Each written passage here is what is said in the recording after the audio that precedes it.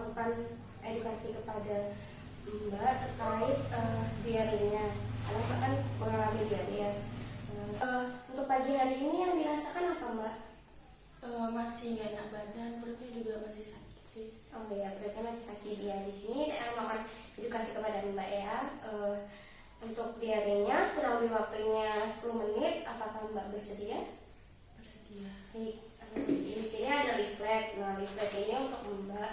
Nanti buat panduan juga bisa dibawa ke rumah bila suatu waktu diperlukan ya Mbak ya. Kalau gitu kita mulai sekarang ya Mbak ya. Baik Mbak, di sini saya akan menjelaskan dulu terkait diare. Diare itu adalah BAB atau buang air besar dengan konsistensi cair, jadi bentuknya itu cair Mbak. Frekuensinya sendiri itu bisa lebih sering atau lebih dari 3 kali dalam satu hari. Kemudian untuk tanda gejalanya, kalau kita sudah terkena diare itu BAB-nya sering, jadi kita sering buang air besar, terus juga bentuknya lembek, bisa juga cair, kemudian bisa juga demam atau mual muntah. Kemudian nyeri pada perut sekarang tuh Mbak kan merasakan mulas ya, itu nyeri, itu salah satu tanda gejalanya. Kemudian kalau sudah diarenya parah, itu ada penurunan berat badan karena nafsu makannya juga jadi berkurang, dan apa yang kita makan malah sering keluar tadi, itu juga bisa menurunkan berat badan ya kalau kita nggak menjaga nutrisi yang tetap masuk tetap adekuat. Kemudian matanya juga kayak cekung, kayak colong gitu, terus kemudian juga bisa terjadi dehidrasi seperti mukosa bibirnya tidak lembab, kulitnya tidak elastis, seperti kulitnya kering, seperti itu, bibirnya pucat, seperti itu ya. Kemudian untuk penyebabnya itu ada dari virus, bakteri, parasit, dan juga susu tidak cocok kalau pada bayi. Ya, nah jadi gimana sih cara kita mencegah supaya nggak diare dari semua yang dapat menyebabkan diare itu? Kita bisa melakukan dengan misalnya kita sebelum apa-apa itu cuci tangan dengan air bersih, dan juga itu cuci tangan 6 langkah menggunakan sabun ya Mbak ya. Kemudian sebelum masak itu bisa cuci sayurnya, cuci buahnya secara bersih sebelum dimasak. Kemudian untuk minum air itu kita bisa merebusnya dulu hingga mendidih, hingga benar-benar masak. Kemudian juga simpan makanan, misalnya nggak habis untuk makan siang ini, Mbak bisa simpan tapi di tempat yang benar, itu dengan cara menutupnya dengan rapat, dan jangan sampai kontak dengan lalat atau serangga lainnya. Seperti itu Mbak. Cara penanganannya itu bisa dengan mengganti cairan yang keluar. Kalau misalnya di rumah itu kita bikin oralit sendiri. Nah, oralit sendiri itu sediakan air dalam gelas, itu 1 gelas, kemudian tambahkan 1 sendok makan garam, kemudian 8 sendok gula. Nah, itu diaduk, itu juga bisa.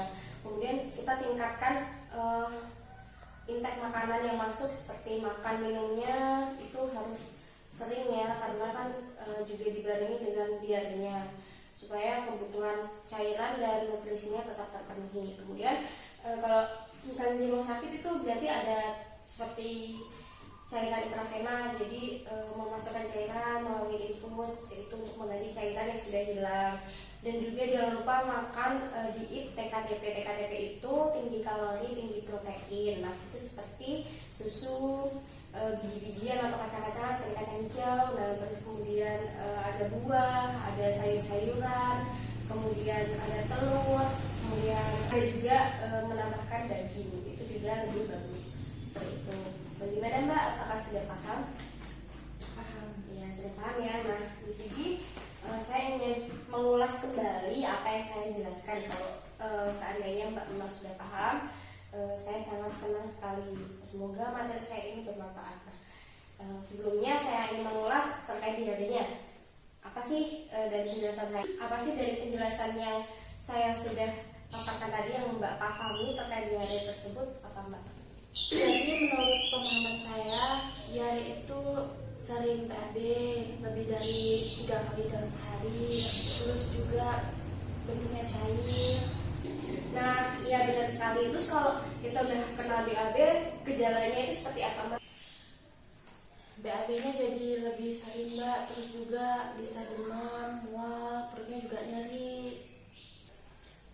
Penyebabnya bisa virus, bakteri, terus parasit. Untuk cara kita mencegah agar tidak diare apa Mbak? Gimana caranya? Cuci sayur dan buah sebelum dimasak, terus cuci tangan yang benar, menyimpan makanan dengan yang benar, dan juga masak air sampai mendidih.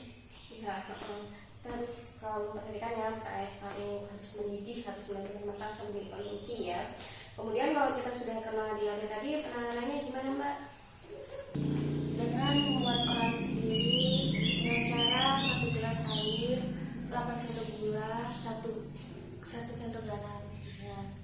Makanannya juga harus tinggi protein, tinggi kalori, Kalau tinggi protein tadi yang saya sebutkan contohnya apa Mbak? seperti kacang hijau, buah-buahan dan sayur. Iya.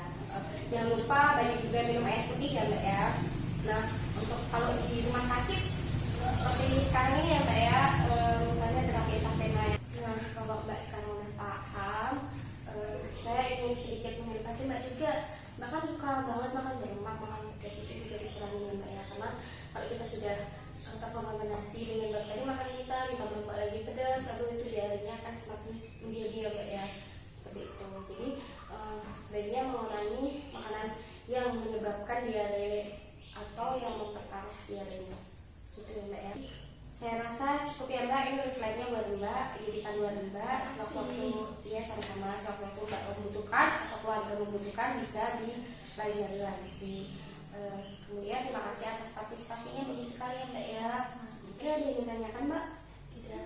Nah, tidak ada, saya cukupkan sekian. Semoga yang tadi itu bermanfaat ya Mbak ya. Saya akhiri, wassalamualaikum warahmatullahi wabarakatuh.